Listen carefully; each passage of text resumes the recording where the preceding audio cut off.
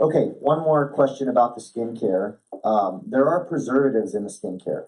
Okay, if you look at the list of ingredients, it's organic, certified, European, incredible stuff. But there's sodium benzoate, if I'm saying that right, and benzyl alcohol used as preservatives. It's only been brought up once to me personally, someone asking about it.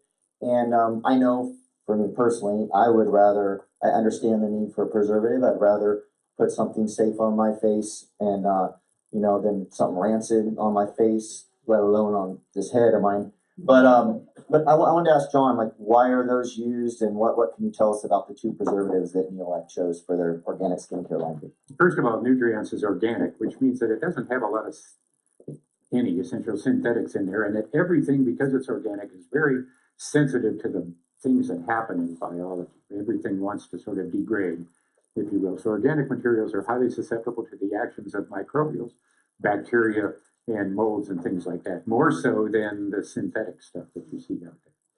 Sodium benzoate and benzyl alcohol are both organic compounds. Remember when I was talking about polyphenols and I said the benzoic acid, and these benzene rings are common in the food supply. They're the things that you find frequently in berries and raspberries and blueberries and so on and so forth. So our bodies know exactly what to do with them.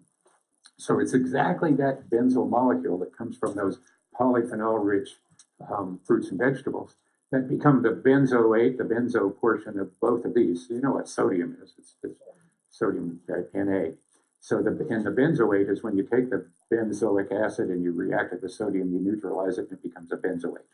So it's just benzoic acid, exactly as it appeared in that polyphenol chart, reacted with sodium that forms sodium benzoate. The benzyl alcohol is a little more complicated, but again, it's the that benzoate, that benzene, benzoic acid molecule, and how you sort of bond methyl groups to it.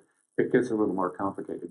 But both of these are organic, and they are the only antimicrobials that are approved by the Organic Standards Group, Cosmos. So you got to have some preservation. They're very, very low levels, very small amounts.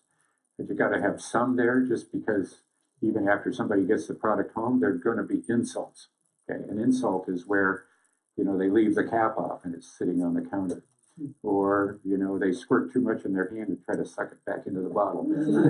Those are insults. So you have to be prepared for those sorts of things. When they're sealed up in the box and sealed up tight, not much risk there because they start out in a pretty pristine environment. But when they get out in the real world, it becomes a whole different thing. So we have to be prepared for those insult moments, and that's why you need these sorts of things. But like I said, the source of these benzoic acid molecules go right back to the same things that you see in polyphenols. Your body knows what to do with it. And, people will say, well, I don't like alcohol and stuff like that. But alcohol is not ethyl alcohol that they think of. Typically, alcohol is simply a chemical structure. And it's not anything like what they're thinking. But these are here because they have to be, and they're here because they're very close to nature and sourced from things that are naturally current in the food chain.